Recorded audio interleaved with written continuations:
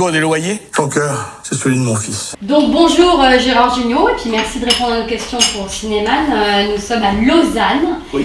Et vous venez présenter, on voit le lac derrière, et vous venez présenter C'est beau la vie quand on y pense, qui sort en Suisse le 12 avril. Oui. Et ce soir, vous serez à Yverdon-les-Bains pour présenter le film, et aussi à Lausanne aussi pour une avant-première, c'est ça? Je crois. C'est ça. Vous savez, moi, ça fait un mois que je suis En tournée? en tournée dans toute la France. Là, j'étais en Belgique hier, aujourd'hui.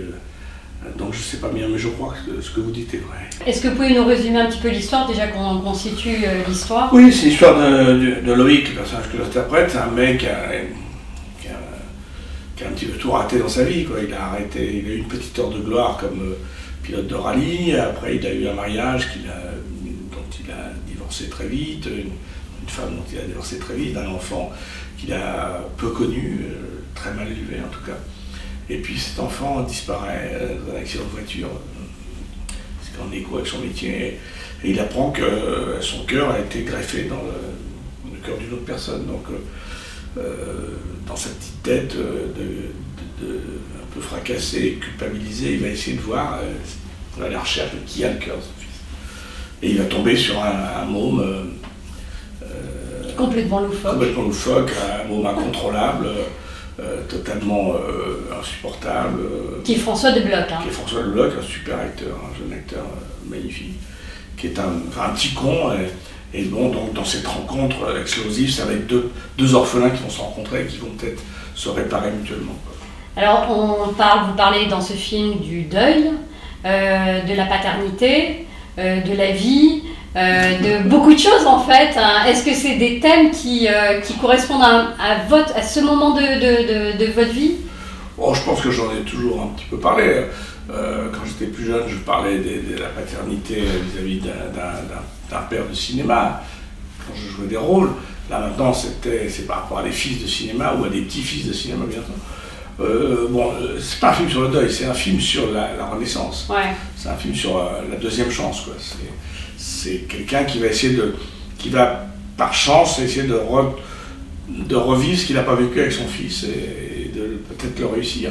Mais parallèlement, ce môme qui n'a pas de référent et qui va prendre ce mec comme référent va aussi lui apprendre à repartir et à se remettre en route, quoi, en euro de gain, comme chante Lavilliers. Ce que c'est que c'est un môme, c'est l'histoire d'un môme qui n'a pas vécu, parce qu'il avait un cœur qui ne marchait pas, et il avait peur de ne pas se réveiller, donc il ne veut plus s'endormir, et un autre qui a arrêté de vivre, quoi. Et donc c'est le clash entre ces deux personnalités. C'est ces deux personnalités, c'est ces deux personnes qui vont se remettre qui vont un vivre et l'autre revivre. On the road again, Bernard Lavilliers, les années 80.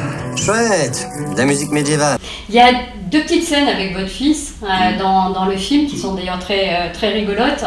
Qu'est-ce qu'il en a pensé de ce thème vous en avez parlé tous les deux, la relation père et fils?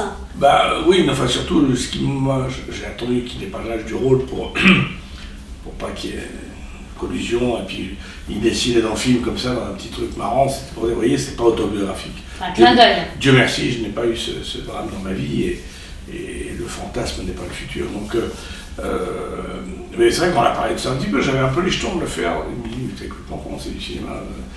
C'est vrai que le cinéma c'est le référent, mais quand même on pense à des choses, quoi.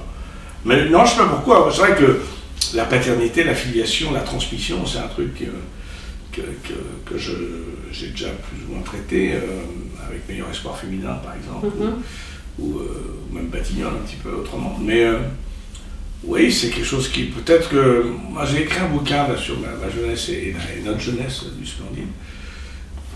Et en relisant le truc, je me dis oui, peut-être qu'il y avait quand même un problème avec mon père. Alors c'est quoi votre truc avec la Bretagne? Vous l'aimez ou vous l'aimez pas?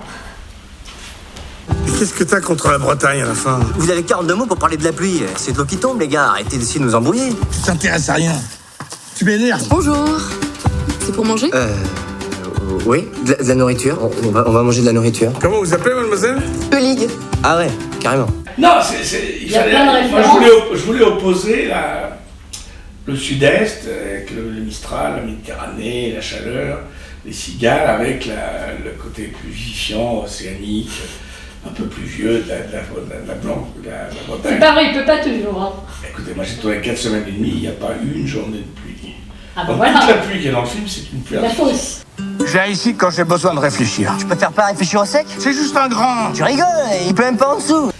C'est les pompiers ou la pluie numérique. Donc, sauf, alors il a plu le week-end, bien sûr, quand on voulait aller se promener et pique-niquer. Mais sinon, non, c'est vrai que c'était formidable. Non, pourquoi la Bretagne? Je sais pas, moi j'ai passé des vacances petit, plusieurs années en Bretagne, donc peut-être j'ai souvenir là de Mme Le Cloaret qui était une bigoudenne avec la coiffe en chauffe-eau, et qui avait une bilique là pour faire ses galettes.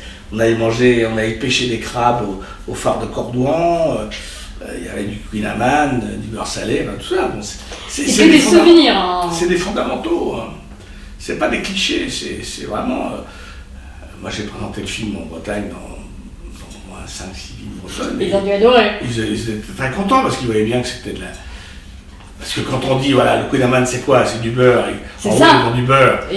Et du beurre. Avec du beurre, et la pâte est là pour la décoration, c'est la vérité. Bah oui. Bon bah merci, et puis bonne chance pour le film, puis ce soir à Lausanne et à Yverdon. Merci beaucoup. Merci à vous.